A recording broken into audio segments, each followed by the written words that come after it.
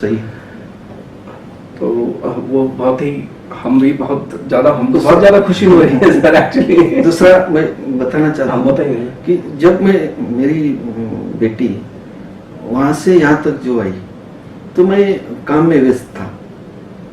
मेरा रूटीन ऐसा है, जब मैं काम करता हूँ फैक्ट्री में काम करते टाइम मेरा रिकॉर्ड ऐसा है, मैंने आज तक किसी भी फैक्ट्री में काम किया चाहे जहाँ भी किया, मेरा एक दिन का भी लीव नहीं है 28 ईयर्स में। ऐसा एक भी दिन नहीं कि मैं आज लीव पे हूँ और घूमने गया बाहर गया और फैक्ट्री पे काम नहीं कर रहा हूँ। ऐसा मेरे भविष्य में एक भी दिन नहीं है। कहाँ भी लीव एप्लीकेशन मैंने किया ही नहीं अभी तक। और जब मैं ये कर रहा था, मैं बाहर जाके, मेरी मिसेस टीचर है, वो स्कूल में पढ़ाती है और मैं पहले अगस्ती में था, बाद में नासिक में गया, बाद में मैं जुन्नर पुणे डिस्ट्रिक्ट में विघ्नर फैक्ट्री में गया। विघ्नर में भी मुझे बहुत अच्छा काम करने का मौका मिला। निवृत्ति सेठ शेरकर और सब लोगों ने मुझे, सेठ बाबा ने बहुत अच्छा किया। और उसके बाद मैं अनुराज शुगर फैक्ट्री निरीक्षण किया, नया फैक्ट्री बनाया। बाद में मैं नागनाथन्ना नायकवाड़ी की फैक्ट्री में भी कई दिन था। कोले साहब के फैक्ट्री में संजीवनी में भी 1 साल मैंने काम किया और फिर से यहाँ एमडी बन के काम कर रहा हूँ। तो ये सब काम करते टाइम मेरा जो भी फैमिली है, बेटी का सब देखना, बेटे का देखना और मेरे फैमिली का देखना, ये सब मेरे बीवी ने कर दिया। वो मुझे पूरा फ्री हैंड दे दिया। किसी को कोई बीमार है, कोई स्कूल जाना है, किसकी स्कूल फी भरनी है, लाइट बिल भरना है, घर का देखना है, घर का बंगलों का बांधकाम किया। उसी टाइम मेरा घर का जो कंस्ट्रक्शन चल रहा था, उस टाइम में खाली 3-4 बार घर में आया, बाकी सब मेरे बीवी ने कर दिया। बहुत सपोर्ट उन्होंने कर दिया और उसका सपोर्ट नहीं होता तो मैं कुछ नहीं कर पाता। बराबर। और सर लगभग 3 दशक हो गए सर आपको शुगर में। 28-30 साल कम नहीं होते हैं। यहाँ तो लोग 3 महीने और 3 साल में उब जाते हैं एक एक काम करके। तो इतना लंबा समय सर आपने शुगर फैक्ट्री में बिताया है, शुगर वर्टिकल में बिताया है, तो कभी आपका मन उब गया था सर एक्चुअली बीच में? कभी आपको ऐसा लगा कि नहीं अब मैं शुगर से निकल जाता, बहुत हो गया, आपने कहीं दूसरी जगह जाके कुछ और काम करने का प्रयास? नहीं, बिल्कुल नहीं। ये क्यों नहीं लगा मुझे? ये शुगर फैक्ट्री ऐसे है, ये एक आदमी मेरा कोऑपरेटिव शुगर में एक आदमी 1000 रुपए का शेयर लेता है और वो मालिक बन जाता है। ये फैक्ट्री ये सब शेयर होल्डर की, ओनर की होती है और यहाँ कोई एक को फायदा नहीं मिलता। ये जो फैक्ट्री चलेगी तो सभी शेयर होल्डर को, केन ग्रोवर्स को, हार्वेस्टिंग लेबर को, वर्कर्स को और हमारा ट्रांसपोर्ट वाले जो भी स्टेक होल्डर है उनको सबको फायदा होता है। और ये शुगर फैक्ट्री में इतना प्रॉब्लम है शुरू से आज तक और आगे भी चलता रहेगा।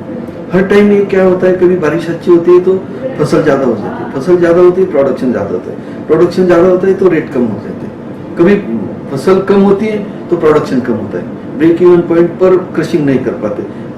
हर सभी टाइम तो कुछ ना कुछ प्रॉब्लम होता है।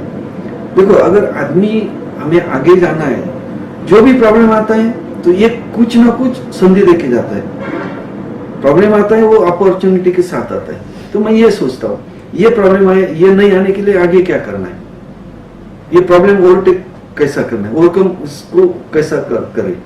और इसकी वजह से मैं जो भी बहुत इंटरेस्टिंग से लेता हूँ, पॉजिटिवली लेता हूँ, तो मुझे काम का तो कुछ ऐसा लगता नहीं। इंडस्ट्री में देख लो, अभी मेरे ऑफिस में आप बैठ गए, वो फार्मर्स आए थे, वर्कर्स आते हैं, कोई हमारा उसको गंदे कपड़े होते हैं, काम करते हैं, उसको मैले कपड़े लेके वो आता है तो मैं उसको ऐसा नहीं बोलता हूँ चलो निकालो मैं देख लो, तो नहीं तो नीचे आदमी है उसको मिलो, मैं वैसा नहीं बोलता। उनको बिठाता हूँ, उसको चाय पिलाता हूँ, उसका प्रॉब्लम समझ लेता हूँ और उसको दर्द क्या है, मुझे भगवान ने ये संधि दे दी कि किसी की सेवा कर लो। और ये मैं जॉब नहीं समझता, ये मेरा सेवा समझता हूँ। और उसमें जब हम सोचेंगे, देखो मैं आपको बोला था कि ये मेरा फैमिली है। अभी आपको फैमिली का कभी ये होगा ऐसा, छोड़ दो फैमिली, प्रॉब्लम तो आएंगे, लड़ते रहेंगे, आगे कुछ तो सोचते रहेंगे और सोल्यूशन निकालते रहेंगे।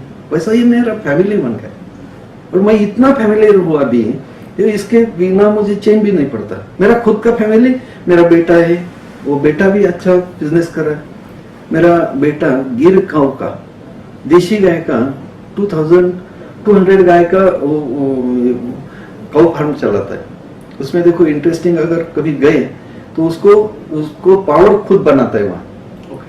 वो गैस जो है फ्यूल खुद बनाते, बायोगैस बनाते हैं, फर्टिलाइजर बनाते हैं, बराबर। उसके बाद वो आयुर्वेदिक मेडिसिन बनाता है, घी बनाता है, दूध बनाता है। उसका दूध तो पुणे में जाता है, नासिक में जाता है, संगमनेर में बेचता है। और उसका घी जो है वो सिंगापुर में लोग बुकिंग करके, ऑनलाइन बुकिंग करके वो बाहर भी बेचता है। वो बराबर है। बहुत इंटरेस्टिंग, वो भी काम कर रहा है, वो भी मेरे जैसा है। हम लोग को मेरा सोच ऐसा है, फुकट का ऐसा इजी गोइंग कुछ नहीं होना चाहिए। जो भी करना है कष्ट से मिलना चाहिए। कष्ट से जो मिलेगा तो उसको उसकी ये समझ में आता है ये कैसा कमाए, कैसा कितना मेहनत होती है। और वैसा तो कोई ट्रेडिंग करेगा, कोई उल्टा सीधा धंधा करेगा, कर सकता है, पैसा कमा सकता है, उसमें इंटरेस्ट है। मेरा लड़का भी आज 55 लोगों को उसने सर्विस दे दी है। उसका एज है 24 ईयर्स और ये एज में 55 लोगों को उसने रोजगार दिया है। तो ये क्यों मैं बोल रहा हूँ कि जब हम ऐसा सोचते हैं हमें कुछ करना है, क्रिएटिव करना है, पॉजिटिवली करना है, पॉजिटिव लेना है, तो कुछ नहीं, उसमें बहुत इंटरेस्ट से होता है। और मैं जॉब एंजॉय करता हूँ।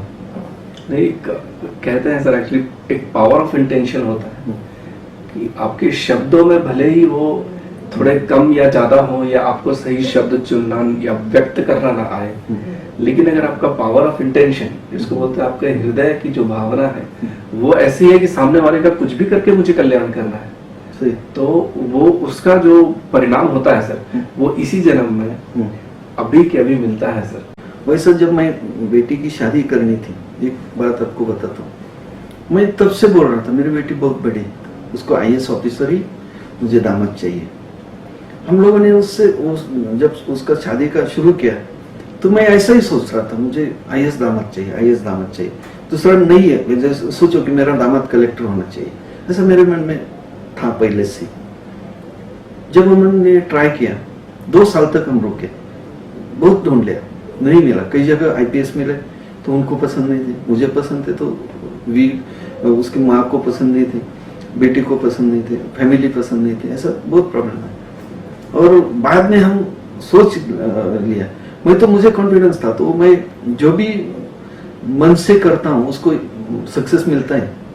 तो हम डिस्टर्ब हो गए थे, डिस्टर्ब इतने हो गए थे, ये सब होके मेरी बेटी इतनी बड़ी होके भी दामाद नहीं अच्छा मिल रहा है। तो क्या मेरी बीवी रात को 1 बजे 2 बजे उठ के टेबल पे बैठती थी और कुछ सोचती थी, मैं क्या दीदी की शादी होनी है, क्या करना है, अभी तक नहीं मिला इस समय। और ये इंजीनियर बहुत अच्छा है, वो अच्छा है, वो इंडस्ट्रियलिस्ट है, उसका इतना प्रॉपर्टी है, वो ये अच्छा है। मैं नहीं करना, मुझे IAS ही चाहिए।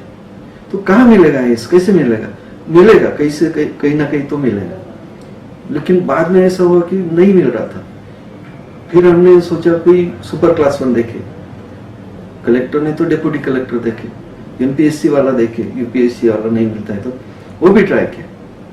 लेकिन एक दिन ऐसा आया कि एक आदमी ने मुझे बोला कि नासिक में एक सिन्नर का लड़का IAS हो गया, उसका बोर्ड लगा था IAS, कांग्रेचुलेशन। तब मैंने सोचा ये तो मेरा दामाद हो गया। अभी उसको तो मैंने देखा नहीं था, उसके घर नहीं गया था, उसको कुछ बात ही नहीं होती, तो भी मैं ऐसा पॉजिटिवली सोच रहा था कि ये उसको करना ही है। शादी में कितना प्रॉब्लम, कोई पत्रिका नहीं जमती, कोई हाइट नहीं जमती, कोई किसी को पसंद नहीं होता। तब से ये कुछ नहीं था, तो भी मैं मेरे मिसेस को बोला ये हो ही जाएगा। सब लोग मुझे बोलते थे कैसा होगा, नहीं होगा। कई लोग बोलते थे IAS हो गए तो मिनिस्टर का देखते हैं, बड़े बड़े इंडस्ट्रियलिस्ट होते हैं, बड़े आदमी का लड़की वो करेंगे, तो अपने जैसे लड़की नहीं करेंगे। ठीक है, श्रद्धा इंटरनेशनल है, तो भी वो तो सोच अलग हो सकती है उनकी, वो नहीं ये करेंगे। जब मैं उनके घर गया, उनको माता पिता से कांटेक्ट किया, तो बोले हमें शादी नहीं करनी 2 साल। फिर मैं घर आया और उनके पीछे पढ़ता रहा। उनको बोला नहीं आप शादी मत करो, लेकिन हमारे घर एक बार चाय पीने को। और वो लोग हमारे घर आए खताली फैमिली से, और उन्होंने देखा, घर आए ना, फिर घर आते ही देखते ही श्रद्धा का मेडल से बहुत बड़ा, मेरा लिविंग रूम तो उसका मेडल से ही भरा हुआ है। जब भी उन्हें घर में पाव रखा और वो सब मेडल देखे, हर मिनिस्टर के साथ उसका फोटो, हर चीफ मिनिस्टर के साथ फोटो, हर ऐसा वो देख के ही वो हंसने लगे। और ठीक है, सोचेंगे ऐसे बोले, लेकिन हमारा लड़का भी ट्रेनिंग कर रहा है मसूरी में, वो 1 साल में आएगा, तब तक आपको रुकना पड़ेगा। ठीक है, रुकेंगे। हम 1 साल वेटिंग किया। 1 साल के बाद वो दामाद आए, सनी लॉ आए, श्रद्धा को देखा, वो बोला ठीक है मुझे पसंद है, और उसके बाद 1 साल में हमने उनकी शादी कर दी। मेरा कहने का मतलब है आपको दिल से करना है और पॉजिटिव है, कुछ क्रिएटिव करना है, और वो करने के लिए कोई लोग नॉस करते हैं, भगवान के पास जाते हैं, भगवान को बोलते हैं मुझे ऐसा करो, मुझे वैसा करो, पूजा अर्चा करते सब कर। मेरे बीवी ने भी किया। मैं भी ऐसा नहीं मानता हूँ कि पूजा अर्चा नहीं करना चाहिए, पर पूजा अर्चा से ज्यादा मुझे खुद पे पॉजिटिव थिंकिंग पे, और ये सब अपने ऊपर जो भी हम सोचते हैं उसके लिए उसको पीछे पड़ के प्रामाणिक प्रयत्न करके और डिसीजन उसके पीछे अच्छा मन रख के किया तो यश मिल जाता है, ऐसा मेरा समझ है। और उसकी वजह से मुझे दामाद भी IAS मिल गया। नहीं, बहुत बनाई सर। एक्चुअली आप बहुत मोटिवेटेड रहते हैं सर एक्चुअली। तो मोटिवेशन आपको क्या लगता है कि कितना ही जरूरी है, और आपके जो एम्प्लॉइज हैं 1000 से ज्यादा एम्प्लॉइज हैं, उन सबको मोटिवेटेड रखने के लिए आप क्या? मोटिवेशन तो बहुत जरूरी है। देखो समझ लो, कोई एक आदमी है, कोई मेरा वर्कर है, वो काम उसमें पोटेंशियल है लेकिन परफॉर्मेंस नहीं है। पोटेंशियल है लेकिन परफॉर्मेंस नहीं। परफॉर्मेंस क्यों नहीं है? उसको समझ नहीं आता मैं क्या करूं। वो तो आता है 8-10 काम करता है, लेकिन काम करते टाइम वो ड्यूटी करके काम करता है। सोच लो, अभी आया, सायरन हो गया, मैं अंदर गया, सायरन हो गया, मैं बाहर आया, मेरा ड्यूटी हो गया 8-10, जो भी ऑफिसर्स ने बोला मैंने काम कर दिया। लेकिन अगर उसको समझ लिया, उसको कॉन्फिडेंस में लिया, देखो भाई तू 8 घंटे तो काम करने वाला है, तू उसको तुझे तो पैसा मिलना है, तू काम ऐसा कर कि खुद को समाधान मिले। खुद को ऐसा चीफ इंजीनियर बोलना चाहिए बहुत अच्छा काम करता है, चेयरमैन बोलना चाहिए बहुत अच्छा काम करता है, MD ने बोलना चाहिए वो अरे ये मेरा अच्छा काम कर रहा है। फिर तुझे करियर में अच्छा फायदा होगा, तुझे प्रमोशन मिलेगा, तुझे सैलरी बढ़ेगी, और तुझे खुद को इसको काम करने में इंटरेस्ट आएगा। ऐसा हर एक को चुन के मैंने उसको मोटिवेट करने का प्रयास किया। बाद में सबको मिला के कोई प्रोग्राम ली, उसको समझाया काम करने से क्या फायदा मिलता है, काम करने से आदमी कैसा बड़ा हो जाता है, और अपना काम ही अपना भगवान है। सोच लो, भगवान के पास जाके 10-20 हजार रुपये साल में खर्चा करके भगवान के पास जाना, तीर्थ यात्रा करना, उससे तो अच्छा है अपना ये तो भगवान है। ये करेगा तो आपको भगवान की सेवा का भी लाभ मिलेगा। ऐसा जिसको जो समझ में आता है उसको वैसा समझ के मैंने हर एक को मोटिवेट किया। तो अभी ऐसा है इधर कि मैं जो बोलता हूँ हर एक आदमी खाली हाँ ही बोलता है, कभी ना नहीं बोलता काम के लिए। और जब भी काम करता है मोटिवेशन के टाइम मैं उसको अच्छा काम करता है उसको पास बुलाता हूँ, उसके पीठ पे हाथ रखता हूँ और अच्छा काम किया, इससे आगे बहुत अच्छा करना है, उससे फायदा क्या होगा, फैक्ट्री का क्या फायदा होगा, क्या नुकसान हुआ, और टीम बना के वो एक ग्रुप बना के उसको आगे लेके चलता है। तो इसका इफेक्ट बहुत अच्छा मिलता है। और ये जो पोटेंशियल है 100% नहीं मिलता, लेकिन 80-85% 90% पोटेंशियल का मैं यूज करता हूँ। अभी लोग कर रहे हैं, और पोटेंशियल का यूज किया तो परफॉर्मेंस बढ़ता है। परफॉर्मेंस बढ़ता है तो इकोनॉमिकली हमारी इंस्टीट्यूट स्टेबल हो जाती है। अगर इकोनॉमिकली इंस्टीट्यूट स्टेबल हो जाती है, वो लोगों को फायदा मिलता है, फिर उसका भी सर्विस सिक्योर हो जाती है। वो इसे समझा के वो सब अभी कर रहे हैं। और शायद मोटिवेशन का ये एक पार्ट है सर कि आप जो वर्कर्स हैं चाहे किसी भी लेवल पर हो, चेयरमैन तक, से लेकर चेयरमैन तक, कोई उनका जन्मदिन आता है, बर्थडे आता है, तो सब लोग इकट्ठे होके मिलके मनाते हैं। ये मोटिवेशन का एक पार्ट है। ये वही पार्ट है। सबको ऐसा लगे कि भाई एक ही फैमिली, जो वन फैमिली कॉन्सेप्ट आपका है कि वन फैमिली, वो उसके अंदर वही उसी लिए सर एक्चुअली शुरू किया था। वही सही है। उसमें देखो, अभी किसी का बर्थडे बर्थडे में हम इकट्ठा होते हैं, उसके बाद कोई भी हो, मेरा अनस्किल्ड वर्कर हो, प्यून हो या स्किल्ड लेबर हो या ऑफिसर हो या सेक्शन ऑफिसर हो, कुछ भी हो, चेयरमैन साहब हो या सभी लोगों के लिए हम लोग क्या करते, उसका बर्थडे जब मनाते उसको बोलते, उसको गिफ्ट थोड़ा बहुत देते, लेकिन उन्होंने जिंदगी में क्या अच्छा काम किया, फैक्ट्री के लिए क्या उसने काम किया, ये कैसा उसने फैक्ट्री को प्रॉफिट में लाने के लिए उसका ये कैसा पार्टिसिपेंट कैसा रहा, वैसा हम उनको बोलते, उनको भी अच्छा लगता है, अरे मैं कुछ तो हूँ। हमारे कई वर्कर्स है, कई डायरेक्टर्स में कई ऐसे लोग हैं उनको पता नहीं था उसका बर्थडे कब है, लेकिन मेरे पास तो टाइम ऑफिस में उसका जन्मदिन होता है, सर्टिफिकेट होता है, वो हमने रिकॉर्ड बनवा लिया। रिकॉर्ड बनवा के पहले तो मैं ऐसा फोन करता था, अरे आपका जन्मदिन की बधाई, वो मुझे नहीं मालूम मेरा जन्मदिन है, ऐसा ऐसा ये करता था। फिर बाद में मैं ऐसा सोचा कि फैक्ट्री में बुला के उनका बर्थडे सेलिब्रेट कर, तो हम सेलिब्रेट करते तो उनको अच्छा लगता है। वो कई लोग ऐसे 50% लोग ऐसे, मेरे आयुष्य में मालूम नहीं था बर्थडे क्या होता है और बर्थडे कैसा सेलिब्रेट करता है। तो उसको क्या होता है, फैक्ट्री के लिए अपनापन ज्यादा महसूस होता है। जब भी अपनापन महसूस, बिलोंगनेस महसूस होने से तो फैक्ट्री में काम अच्छा करता है। ये मेरी फैक्ट्री, मुझे चलानी, मैंने ये फैक्ट्री में पेड़ लगाया, मैं वो बढ़ाना है, मैं रिटायर होने के बाद भी ये फैक्ट्री अच्छी रहनी चाहिए, ये सब माहौल अच्छा रहना चाहिए, मेरा घर है वो बहुत अच्छा चलना चाहिए, ये उसमें ये होता है। It is one of part of the motivation. और सर आप बहुत व्यस्त रहते हैं सर, एक्चुअली हम कल से आए हैं तो हमने देखा, एक्चुअली बस दोपहर को आया था, लेकिन 2 बजे के आसपास आया था। अब बहुत ही व्यस्त रहते हैं, मैंने देखा लाइन लगी ही रहती है। आपने जैसे कि बताया कि आपने छुट्टी बिल्कुल नहीं लेते, आप छुट्टी नहीं लेते, तो इतना, तो आपको कभी कभी ऐसा लगता होगा कि सर मेरे पास समय कम है, काम ज्यादा है, तो आपका टाइम मैनेजमेंट कैसे करते हैं? हाँ, ये बहुत टाइम ऐसा होता है, मेरा टाइम मैनेजमेंट ऐसा करता हूँ।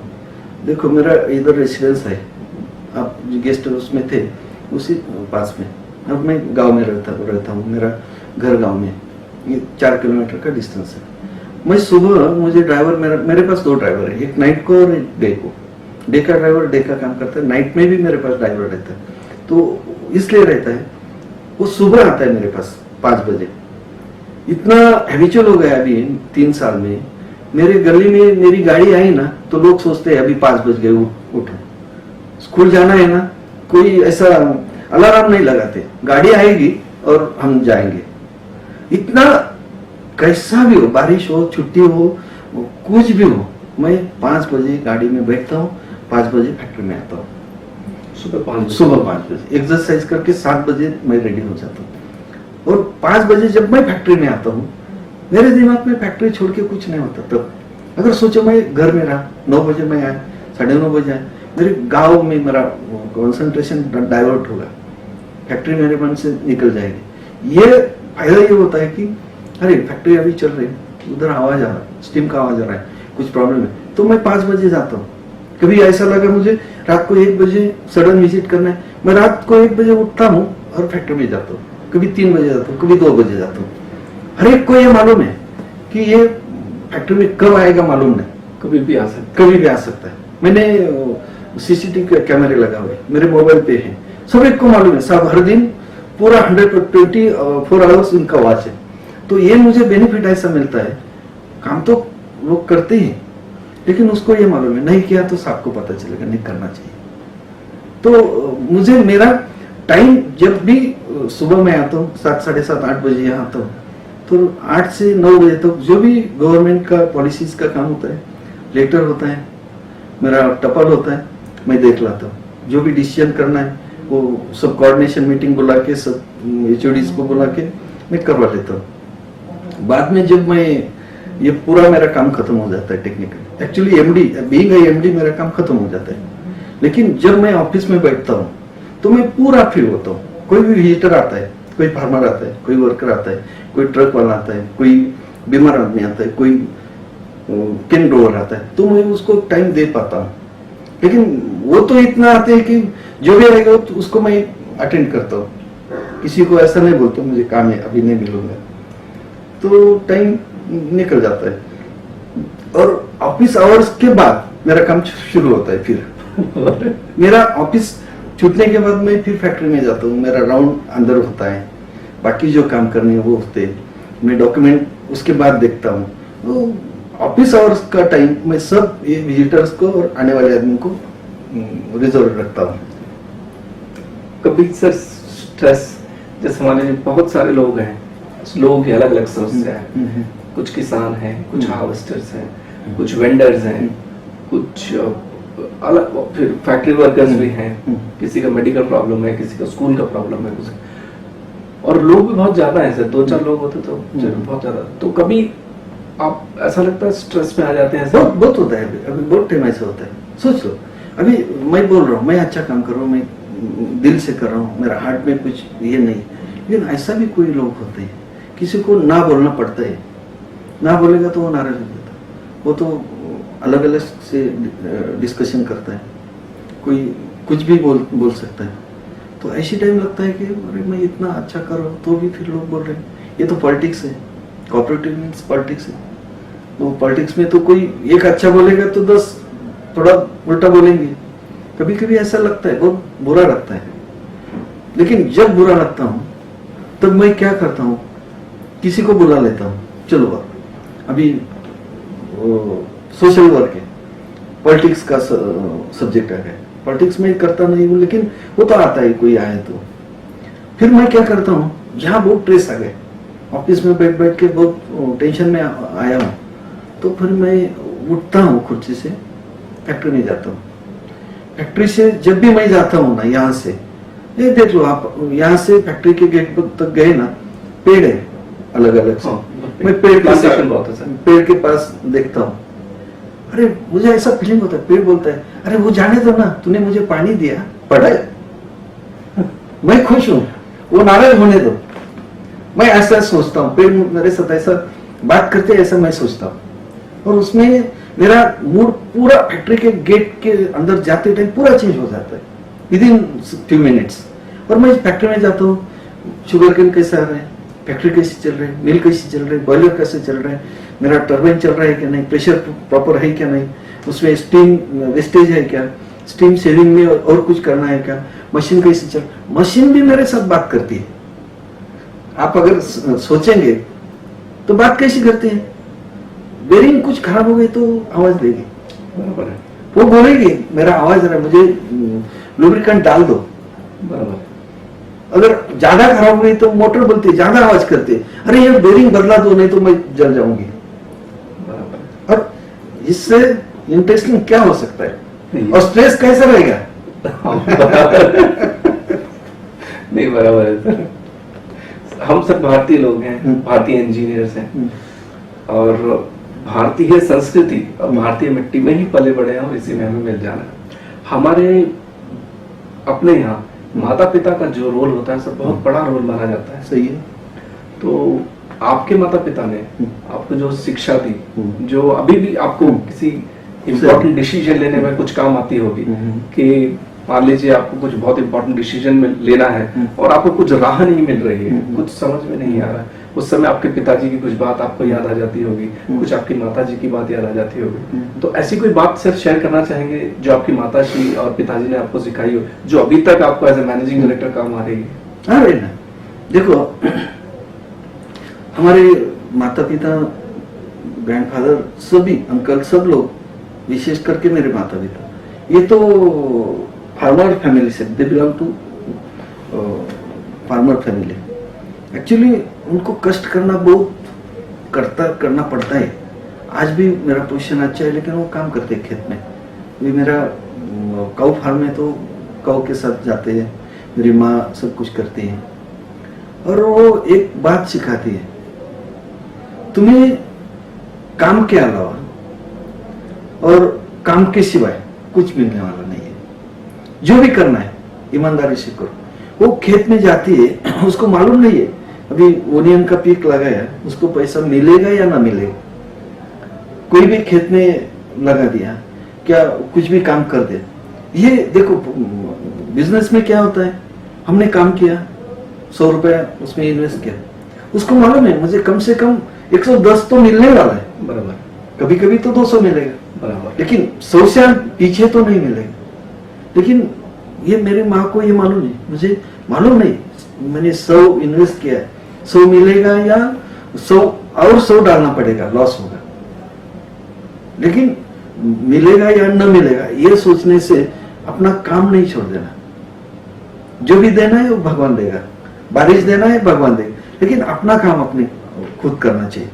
कभी कभी ऐसा होता है कि बहुत स्ट्रेस आता है, बहुत ऐसा प्रॉब्लम आता है, कोई आदमी बोलता है तो माँ के पास अगर गया, माँ को बोल, माँ तो ऐसी तो देवता है, उसको कुछ भी बोल सकते हैं ना, कुछ भी कर सकते हैं। लेकिन मैं बहुत बातें अभी, मैं बचपन में था तो सब पॉजिटिव उतना ही बताता हूँ, अगर नेगेटिव बताए तो उसका एज अबव 70 है, उसको बुरा लगेगा। बराबर। ये क्या, मैं अभी उसको अच्छा लगने के लिए जो भी करना है वो मैं अभी करता हूँ। लेकिन माँ ने एक सिखा दिया, अपने पास खाने को है या नहीं, आपका पेट भरा हुआ है या खाली है, सामने वाले को दिखाना नहीं चाहिए।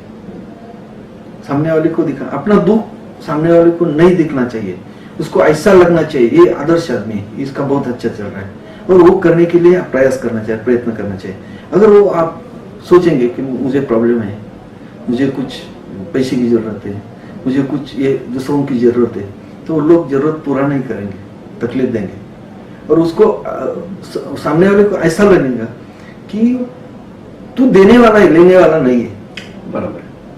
तू देने वाला है, तू देने के लिए पैदा हुआ है, तो किसी से मांगना नहीं। जो भी है, किसी को नहीं दे सका तो कम से कम उसको मांगो मत, ये बात मेरी माँ ने मुझे सिखाई। और आपके पिताजी से? और मेरे पिताजी अभी 1 साल पहले गए हो, और पिताजी भी वैसे थे। पिताजी मुझे स्ट्रिक्टली ऐसा सर्विस करने के टाइम, बिजनेस करने के टाइम, पढ़ने के टाइम, वो तो ये बोल रहे थे, तुझे जो करना है, जो सीखना है, ऐसा मुझे कभी नहीं बोले वो कि तुम यही पढ़ाई करो, वही करो, खेती करो, ये करो, बिजनेस करो, कोई कुछ नहीं। जो भी करना है ईमानदारी से करो, और जो भी समझ में रहना है, तुझे एक भी आदमी ने ऐसा नहीं बोलना चाहिए कि ये मेरा बेटा, मेरे नाम से ऐसा नहीं बोलना चाहिए, तेरा बेटा ऐसा ऐसा गलत काम कर रहा है। खाली इतना ही सोच लो, और तू जो करना है तो ऐसा सोच लो, तू तेरे माँ और तेरे बाप के सामने जो कर पाएगा वही चीज जिंदगी में कर लो, तो तू बिगड़ेगा नहीं। ये मुझे मेरे बाप ने कहा। तुझे जाना है कॉलेज में, कॉलेज बंद करना है, कुछ पार्टी करना है, कुछ पीना है, कुछ खाना है, तो एक समझ लो, मैं तेरे सामने खड़ा हूं, मेरे सामने जो जो भी कर पाएगा उतना ही कर, तू सक्सेस हो जाएगा। बराबर है। और सर, एक कोई ऐसा वाक्य सर जो आपके बचपन में या स्कूल में या कॉलेज में जो उस समय आपको बहुत खराब लगा कि नहीं मम्मी आपने गलत किया, पापा आपने, उस समय गलत लगा, लेकिन आज आप देखते हैं एज ए मैनेजिंग डायरेक्टर और बहुत अच्छी पोजीशन पे, तो ऐसा लगता है कि नहीं उस समय अगर मेरी मम्मी ने मेरे को ऐसा पकड़ा, कुछ कान पकड़ा नहीं होता तो, या मेरे पिताजी ने ऐसा नहीं किया होता तो मेरे को ये आज होता नहीं। ऐसा कुछ वाक्य है सर, कोई स्पेशल इंसिडेंट? स्पेशल इंसिडेंट ऐसा कुछ नहीं है, लेकिन ऐसा छोटा मोटा बहुत है। लेकिन एक बात ऐसी है कि मैं जब ये था, जैसे आप फार्मर में थे मैं, तो मैं इलेक्ट्रिसिटी था, मेरा स्वभाव ऐसा है कि मुझे एक्सपेरिमेंट करने में बहुत इंटरेस्ट है। जब भी मैं बचपन में था तभी इलेक्ट्रिसिटी नई आई थी हमारे घर में, खेत में, तो उससे पहले से तो बावड़ी से पानी निकलते थे, इरिगेबल ज़्यादा कुछ नहीं था, इलेक्ट्रिसिटी का ये नहीं था, डीजल इंजन चलता था, और मैकेनिकल कन्वेंशनल मोटर बोलते उसको, उससे पानी खींचते थे।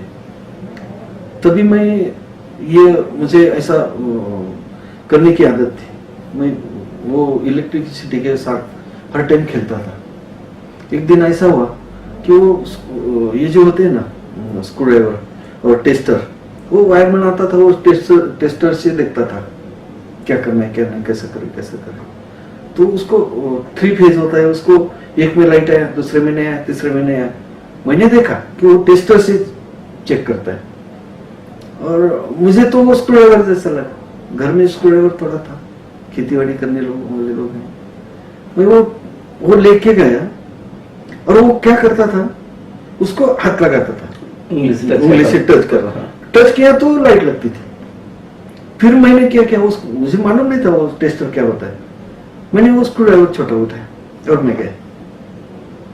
जाने के बाद मैं वो लगाता था, वो लाइट नहीं लगती थी। फिर 2 दिन बाद मैंने वो ऑब्जर्वेशन किया, वो तो कुछ ऐसा टच करता है स्टील को तभी लाइट लगती है। तो मेरे पास वो तो उसका टेस्टर लेके जाता था, मैं स्क्रू लेके गया, मैं ऊपर से हाथ लगाया नहीं लगती थी। मैंने सोचा अरे नीचे हाथ लगना चाहिए। जब भी मैंने नीचे हाथ लगाया तो मैं बिजली कुछ ये हो गया, अटैक हो, मैं चिल्लाया बहुत, छोड़ा नहीं उससे। मेरी माँ आ गई और उसने मुझे खींचने का प्रयास किया, वो भी उधर ही हो गई। फिर बाद में एक को ख्याल में आया कि उसको करंट लगता है, तो उन्होंने वो सप्लाई बंद करके बच गए हम लोग। तो भी माँ मेरे पास आई और मुझे अभी तो सोच लो क्या किया होगा माँ ने। और उसके बाद उन्होंने मुझे एक बता दिया, ये ऐसा साहस करने से पहले पूरा नॉलेज होना चाहिए। विदाउट आपको मालूम नहीं है ना, उसको टच मत करो। और मैं ऐसा सोचता था, तब मुझे ऐसा लगता था माँ कहीं ऐसी कैसी बोल रही है, मुझे कैसा पता चलेगा, मैं कैसा सीखूंगा, वो तो एक्सपीरियंस से सीखना है, जब मैं करूंगा तब सीखूंगा ना। तो माँ बोली ये तू सीखना नहीं है, ये तुझे सिखाने वाले बहुत है, तेरी टीचर है, तेरे गुरु है, तेरे बाप है, तेरे माँ है, वो जो सिखाएंगे उसके पीछे वो जो बोलेंगे वो करेंगे, तो ये ऐसा नहीं होता। तब मुझे ऐसा लगता था ये क्या माँ मेरी अनपढ़ है, उसको क्या पता है क्या चलता है। लेकिन बाद में मुझे अभी ऐसा वो अभी भी मुझे ऐसा ये लगता है। देखो मैं मैनेजिंग डायरेक्टर हूँ, कोई मशीन फैक्ट्री में है और मैं गया उधर, मैं तो ये सब लोगों का बॉस हूँ, चीफ इंजीनियर का मैं बॉस हूँ और चीफ इंजीनियर काम करता है। और अगर मैं उसको बोलूँ चलो ये गलत किया सही किया, मुझे कैसे पता चले। फिर मैं क्या करता हूँ अभी उसके लिए फैक्ट्री का जो भी है, टेक्निकल है, इकोनॉमिकल है या एग्री का है, मैं पूरा पढ़ाई करता हूँ, पूरा प्रिपरेशन करके मैं अंदर जाता हूँ। तो मुझे पता होता है एक्चुअली ये क्या होता है। फिर मैं वो लोगों को बोलता हूँ मुझे माने ये नॉलेज पहले ले लो फिर काम करो, ये सीखा है, वो मुझे बहुत काम आता है। और सर स्कूल में जब आप थे तो उस समय आपको कोई फेवरेट टीचर था जिसकी वजह से आपको बहुत मदद हुई? जरूर था। अभी देखो प्राइमरी में मुझे डुबे गुरुजी थे, गोरडे गुरुजी थे। बाद में जब मैं मुरबाड़ गया हाई स्कूल में तो मुझे खरनार सर थे। बाद में मैं जब शाहपुर में गया तो मुझे सापले सर थे। इंटरेस्टिंग बात ये है देखो कि 10वीं में जब मैं पढ़ा रहा था तो 10वीं का मुझे इंटरेस्ट था टीचिंग करने का, ये करने का। तो बायोलॉजी सब्जेक्ट जो होता है ना उसमें कई लेसन्स ऐसे होते पढ़ाने की जरूरत नहीं। ऐसा वो टीचर मुझे बोलते थे ये भले तू ये पढ़ो आज। मैं पढ़ाता था लड़कों को। 10वीं में था और मैं लड़कों को पढ़ाता था। ये मुझे क्यों उन्होंने बोला, वो पेपर सेट जो करते थे बिफोर 10th, तो पेपर सेट करके टीचर लोग का क्या फेवरेट स्टूडेंट होता है, तो वो बोलते हैं चलो मेरा कबर्ड का लॉक है ये खोलो, उधर से वो बुक लेके आओ, उधर से वो डस्टर लेके आओ, उधर से वो ये चौक लेके आओ, वो सब काम बोलते थे। एक दिन ऐसा हुआ कि उन्होंने मेरे पास, वो बाद में एचएम बन गए और उन्होंने मेरे पास चाबी दी उनकी कबर्ड की और उसमें पेपर सेट किए हुए थे। जो एग्जाम 4 दिन में है तो पेपर लाके रखे थे। बाकी टीचर ने बोला उनको अरे वो जाएगा पेपर लेके आएगा, पेपर ये होगा तो प्रॉब्लम आएगा, तुम ऐसा आप ऐसा क्यों करते हो। तभी वो टीचर ने बोले वो घुले दूसरा कोई स्टूडेंट नहीं है, तेरे सामने भी पेपर हाथ में भी दिया ना तो वो पेपर नहीं लेगा। मुझे पूरा भरोसा है। मेरी कहने की बात है तब से मुझे टीचर गुरु बोलते हैं हम, गुरु गुरु शिष्य की परंपरा जो भी है, और सच बोलने की आदत जो है, या किसी का मन जीतने के लिए सामने जो भी है उनको कॉन्फिडेंस देने के लिए जो भी करना है वो मैं करता हूँ। आज भी मेरे फैक्ट्री में कोई भी आदमी, उसको ऐसा लगता है ये मेरा पालक है, मेरा ये तो मेरा फैमिली हेड है, वो मेरे लिए कुछ तो करेगा, कोई भी आएगा, इतना कॉन्फिडेंट ले आते हैं लोग।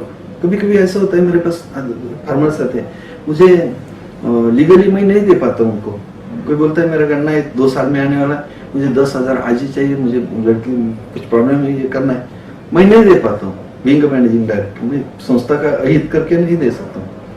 लेकिन ऐसा अगर मुझे समझ में आया कि इसको सही जरूरत है और मैं नहीं कर पाता हूँ, मैं मेरे अकाउंट से उनको कई बार पैसा देता हूँ। तो मुझे कहने का मतलब है, चाहे शिक्षा हो या अभी सर्विस हो, ये सामने वाले को कॉन्फिडेंस जो है अपने बारे में, या आपको सामने वाले के जो भी है, तो कॉन्फिडेंस ये कायम रहना चाहिए। उसको ऐसा नहीं लगा अरे मैं गया उसने मेरा काम नहीं किया, या टीचर ने ऐसा नहीं बोलना चाहिए अरे मैंने इसको भरोसा किया, मेरा विश्वासघात किया। गांधी जी कहते थे ना, वैष्णव जन तो उनको कहिए जो पीड़ पर आई जाने दे, अपना दुख छोड़ के दूसरे का दुख जो अपना ले, उसी को तो मनुष्य कहते हैं सर। और सर आपके कोई रोल मॉडल है कि जिनको आप मानते हैं कि नहीं ये इनके मेरे जीवन में एक गुरु की तरह महत्वता है, इन्होंने मेरे प्रोफेशनली काफी कुछ सिखाया है, तो ऐसा कोई role model sir? Role model मेरा जो है ना, एक्चुअली मैं पहले तो मैं ये फैक्ट्री में, ये इंडस्ट्री में जो आया, मैं काकड़े साफ करके सिविल इंजीनियर थे संगम शुगर फैक्ट्री में, उसको देख के मुझे ऐसा लगा मुझे ऑफिसर बनना है, और मैं आगे आगे चल गया, आगे इस आया फैक्ट्री। लेकिन एक गुरु जैसा आदमी या कोई किसी को ऐसा हम रोल मॉडल समझ लेंगे, वैसा निवृत्ति सेठ शेरकर विघ्नस कोऑपरेटिव शुगर फैक्ट्री के फाउंडर चेयरमैन थे, अभी नहीं है वो, लेकिन वो आदमी के साथ मैंने 8-10 साल काम किया, और उसका नेचर ही ऐसा है, उसका काम ही ऐसा है, पूरा डिवोटेड पर्सन है, और उसका लाइफ ही इतना अच्छा है कि कोई भी फॉलो करो उसको कोई दिक्कत नहीं है। तो मेरे समझ में मेरा सबसे बड़ा रोल मॉडल वो निवृत्ति सेठ शेरकर है, और बाद में उधर बोरकर साहब थे, सोपन सेठ शेरकर थे, अभी के एमडी चेयरमैन है सत्यशील दादा शेरकर थे, वो पूरा फैमिली मेरे लिए रोल मॉडल है।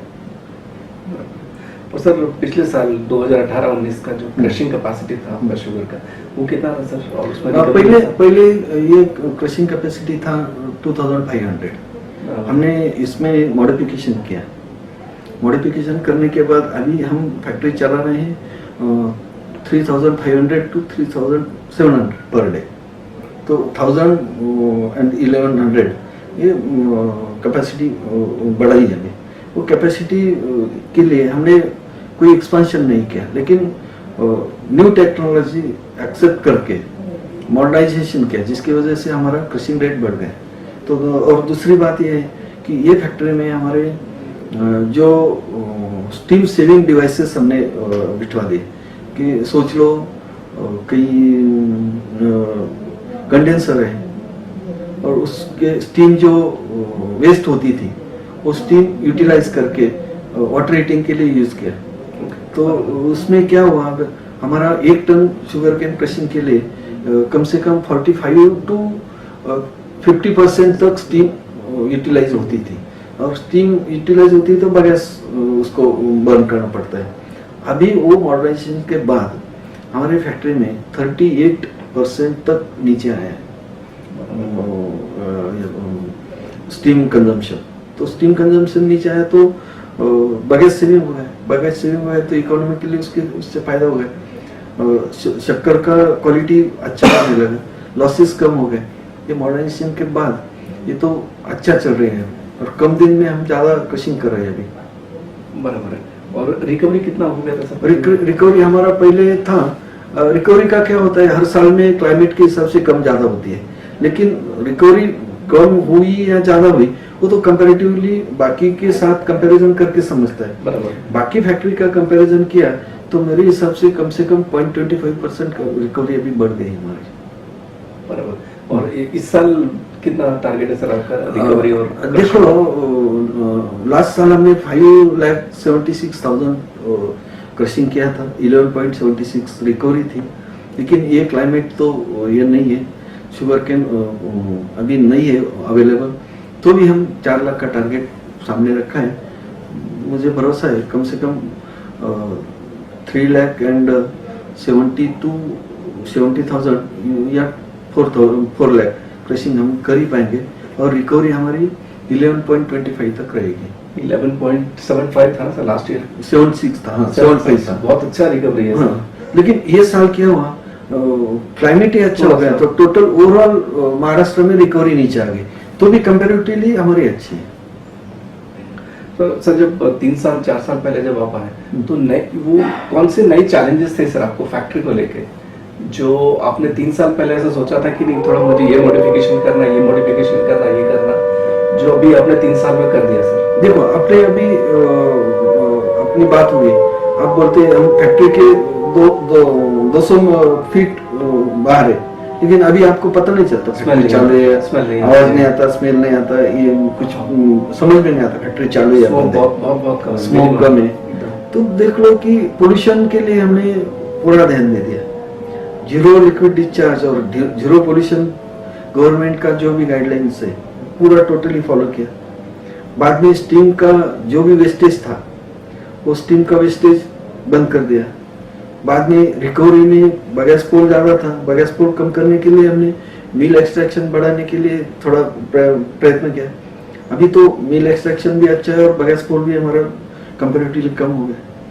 और शुगर में जो हमारा शुगर का ग्रेड है यम, यल और यस, यम ग्रेड बनाएंगे तो थोड़ा पैसा ज्यादा मिलता है। अभी मेरा यम का परसेंटेज बढ़ गया है, शक्कर का क्वालिटी बढ़ गया है। और दूसरा फैक्ट्री में जो भी वेस्टेज या लॉसेस थे, लॉसेस बहुत कम कर दे, तो उसी वजह से फैक्ट्री को भी फायदा हो रहा है और अच्छी चल रही है। और सर बहुत सारी कोऑपरेटिव फैक्ट्रीज में हमने देखा है कि अभी भी वो ओल्ड टेक्नोलॉजी से ही पूरा ऑपरेट कर रहे हैं, तो पुरानी तकनीक से हटकर नई तकनीक अपनाना और उसको प्रैक्टिकली इम्प्लीमेंट करना, ये कितना जरूरी है सर कोऑपरेटिव शुगर फैक्ट्री के लिए? ये तो बहुत जरूरी है। अभी तो टेक्नोलॉजी देख लो, पहले टाइम हम राजदूत गाड़ी चलाते थे, जावर चलाते थे, एसडी चलाते थे, तो आपको पता होगा। अभी तो गाड़ी बदल गई, टेक्नोलॉजी बदल गई। पहले देखो जीप लिया, कार लिया, तो 3-4 साल के अंदर ही गाड़ी गैरेज में लगा के पूरा ओवरऑलिंग करके मशीन खोलना पड़ता था। अभी देखो एक बार कार लिया तो 20-20 साल उसको कुछ होता। इसमें क्या हुआ, इलेक्ट्रॉनिक्स आ गया, प्रिवेंटिव सिस्टम बिठा दिया, इंजन को डैमेज करने से पहले फ्यूज जाता है, वायरिंग में कंट्रोल होता है। वैसा शुगर इंडस्ट्री में बहुत बड़ी इंप्रूवमेंट हो गई और टेक्नोलॉजी बहुत अच्छा आ गई। अभी कंटिन्यूस पैन आ गए, मिल का 2 रोलर मिल आ गए, टीआरपीएफ आ गए, जेआरपीएफ आ गए। पहले नहीं थी, कन्वेंशनल मिल थी। अभी मिल में टर्बाइन था ड्राइव, अभी एसी भी आ गए, इलेक्ट्रिकल ड्राइव से चलती है। पहले बॉयलर कम प्रेशर के थे, अभी 110 प्रेशर तक बॉयलर आ गए। स्टीम कंजम्पशन पहले था टर्बाइन का 12-13-14 टन पर मेगावाट, वो अभी 5 मेगावाट तक नीचे है नया टेक्नोलॉजी। लेकिन ये टेक्नोलॉजी अडॉप्ट करने के लिए शुगर फैक्ट्री भी इकोनॉमिकली साउंड होनी चाहिए, और ये इकोनॉमिकली साउंड नहीं होती तो हम टेक्नोलॉजी कुछ भी आने दो बदल नहीं पाते।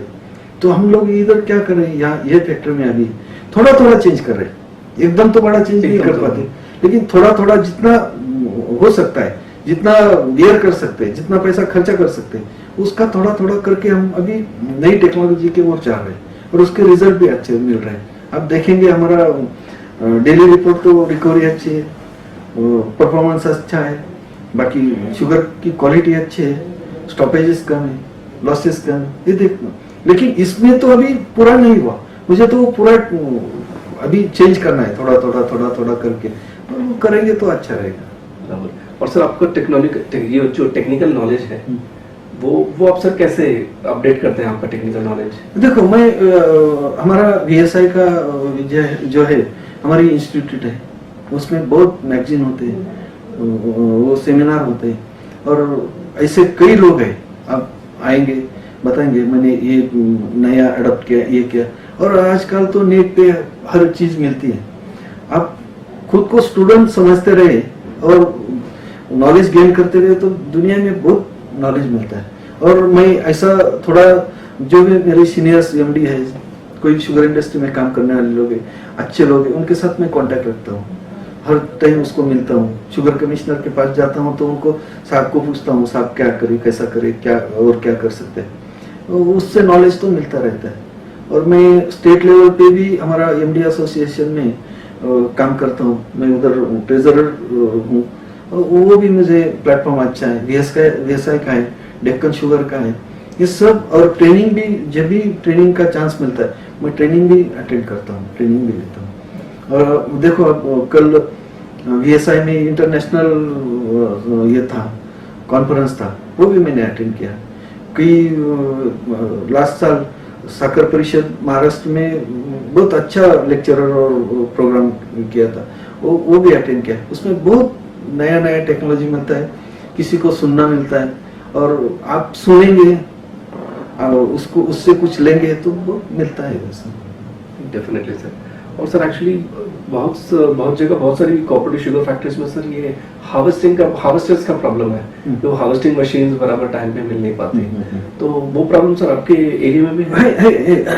हार्वेस्टिंग का 100% प्रॉब्लम है। देखो लेबर का जो सिस्टम है इधर, हार्वेस्टिंग लेबर का, हम लोग क्या करते हैं, उनको पहले एडवांस देते, बाद में लेबर आते। इस साल हर एक फैक्ट्री को लेबर का पूरा लेबर 100% मिला नहीं है, तो लोग अभी उसमें नया टेक्नोलॉजी हार्वेस्टर आए, मैकेनिकल हार्वेस्टर। मैकेनिकल हार्वेस्टर से भी वो काम चलाते हैं, अच्छा है, लेकिन उसमें क्या है, टैक्स ज्यादा आता है, थोड़ा फैक्ट्री का लॉस होता है और बैक्टीरियल लॉस ज्यादा होता है। शुगर केन के टुकड़े टुकड़े होते हैं तो लेट क्रशिंग किया पीसेस होता है तो बैक्टीरियल लॉस आता है, तो भी उसमें भी प्रॉब्लम है, रेट थोड़ा ज्यादा है।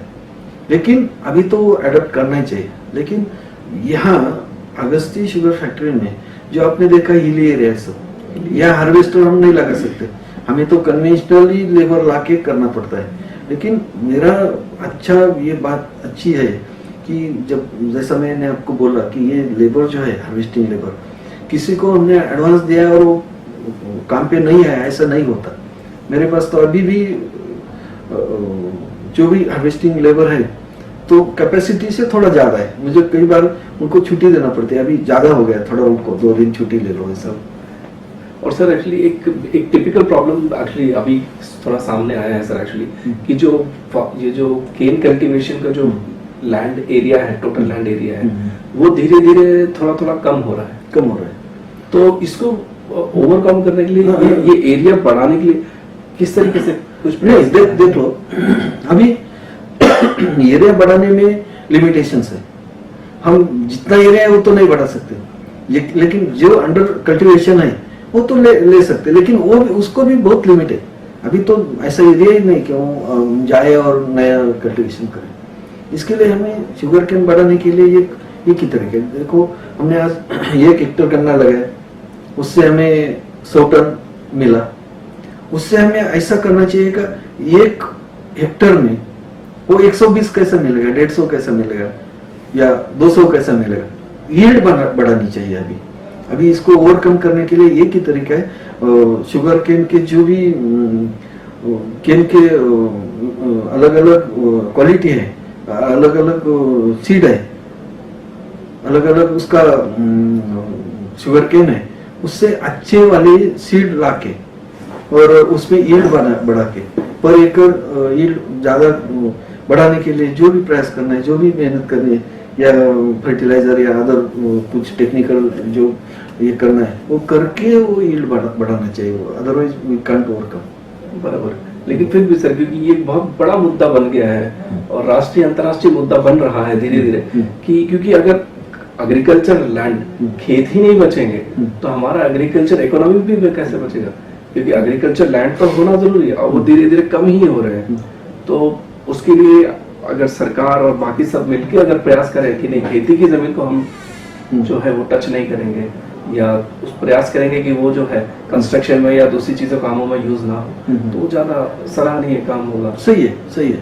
ये अभी देख लो कि फैक्ट्री में, शुगर इंडस्ट्री में शुगर केन के बिना चलेगी नहीं, और शुगर केन खेती के बिना आएगा नहीं। गवर्नमेंट क्या करती है, अभी सोच लो, लैंड एक्विजिशन करते हैं, कोई प्रोजेक्ट डालते हैं, तो उन्होंने जहाँ खेती नहीं होती वही जगह लैंड एक्विजिशन करना चाहिए।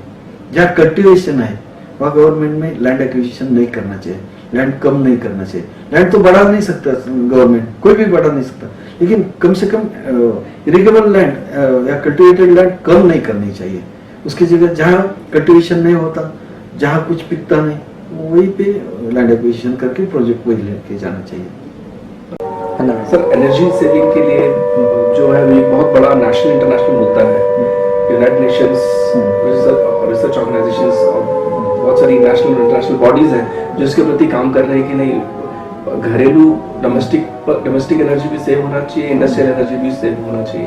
तो एनर्जी सेविंग करने के लिए आप किस तरीके से सेव करते हैं सर? यार देख लो, अभी एनर्जी के लिए क्या होता है, समझ लो हमारे पास बड़ी बड़ी मोटर होती है, इलेक्ट्रिक मोटर होती है, कोई 200 HP, कोई 300 HP, कोई 50 HP। वो तो एक बार लगा दिया तो पावर कंजम्पशन करते। कभी कभी ऐसा होता है, हमारा जूस पंप होता है, जूस पंप से कभी कभी कम जूस उठाना है, लिफ्टिंग करना है, लेकिन पंप तो उतना ही एनर्जी पावर कंज्यूम करता है। अभी क्या आया, ये इसमें एनर्जी सेविंग डिवाइसेस है, एसी VFD है। एसी VFD आया तो क्या होता है उसमें से, तो फ्रीक्वेंसी वेरिएशन डिवाइस, वो जितना पावर लगता है उतना ही लेता है। बराबर। भले आपकी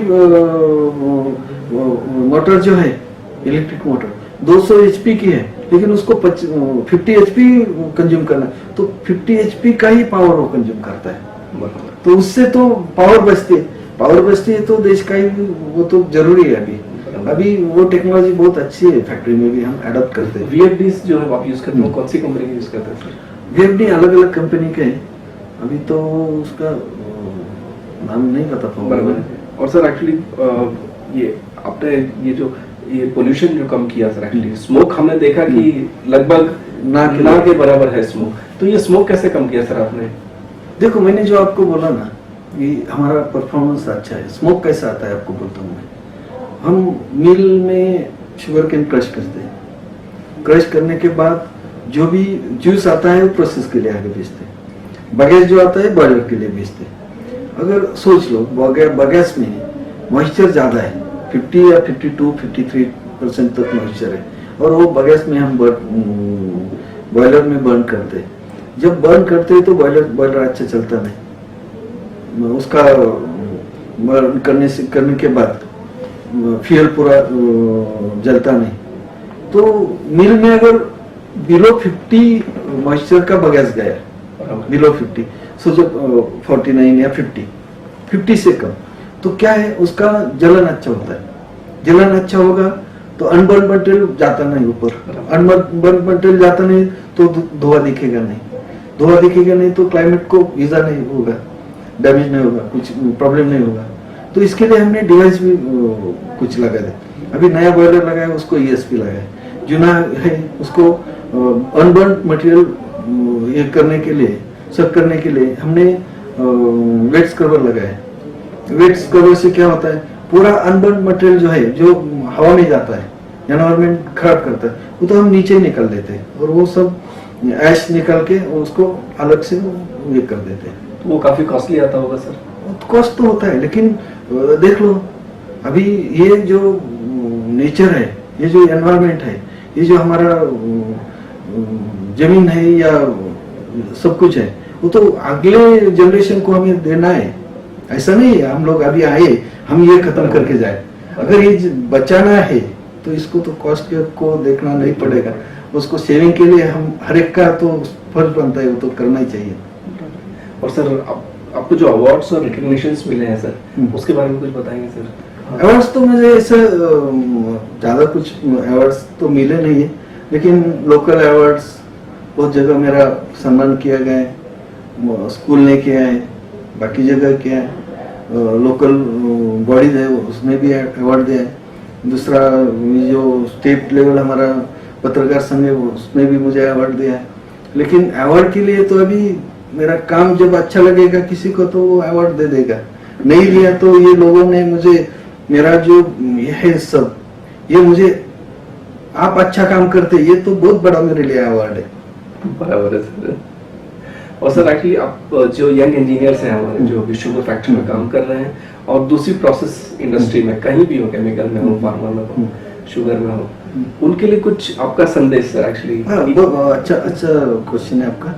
उनके लिए मैं तो ये बताऊंगा, आप सर्विस के लिए काम मत करो, आप कोई इंस्टीट्यूट के लिए या कंपनी के लिए काम मत करो, आप खुद के लिए काम करो। देख लो, आप अगर काम करते हैं पैसा मिलता है और ड्यूटी करते हैं, ऐसा मत करो। काम करते टाइम उसमें इनोवेशन क्या कर सकते हैं, नया क्या अडॉप्ट कर सकते हैं, टेक्नोलॉजी नया क्या है, खुद हम इसको कुछ दे सकते हैं क्या, खुद कुछ चेंज कर सकते हैं क्या, कुछ नया सा या इसको इम्प्लीमेंट करने के लिए कुछ कर सकते हैं क्या। ये अगर सोचते रहेंगे और जॉब एंजॉय करते रहेंगे तो वो बाद में उसको ऐसा होगा कि फैक्ट्री को, कंपनी को तो फायदा होगा ही, लेकिन खुद को ऐसा करियर में अपॉर्चुनिटी बहुत खुद चलते आएगी। अरे ये तो अच्छा कर रहा है, इसको हम लेना चाहते हैं। ऐसा इंजीनियर्स लोगों ने सीखना चाहिए, हर जगह जाके नॉलेज लेना चाहिए, अपडेट रहना चाहिए और जो भी टेक्नोलॉजी आज आती है वो अडॉप्ट करना चाहिए। और सर एक्चुअली जितना हमें पता चला सर एक्चुअली कि आप एक जीवंत उदाहरण है कि किस तरीके से जब आपकी वाइफ की डिलीवरी हुई थी और एक ENT स्पेशलिस्ट के पास आप गए, आपके पास जेब में 50 रुपए थे, कुछ नहीं था, वहां से लेके फिर आपकी लड़की हुई, घर में लक्ष्मी आई और फिर वो लड़की भी बहुत इंटरनेशनल ख्याति प्राप्त हुई, कॉमनवेल्थ में जाके गेम्स में जाके उनको गोल्ड मेडल मिला। फिर आपका जो पूरा सफर है, आपने मैनेजिंग डायरेक्टर यहाँ से लगभग 1990 के दशक से लेके अभी तक का 2020 तक का जो आपका जो 30 साल का लगभग जो करियर है उसमें जितने भी उतार चढ़ाव आपने देखे सर, आप हमारे युवा इंजीनियर्स के लिए बहुत बड़ा प्रेरणा स्रोत बनेंगे सर। एक्चुअली ऐसे हमारी आशा है कि किस तरीके से एक साधारण मनुष्य, एक छोटे से छोटा आदमी किस तरीके से अपनी सारी प्रॉब्लम्स के रहते हुए एक उच्च से उच्च पद पर प्राप्त प्रतिष्ठित हो सकता है, माननीय सम्माननीय हो सकता है। और आपने हमें समय दिया सर, इसके लिए बहुत बहुत धन्यवाद और थैंक यू सर।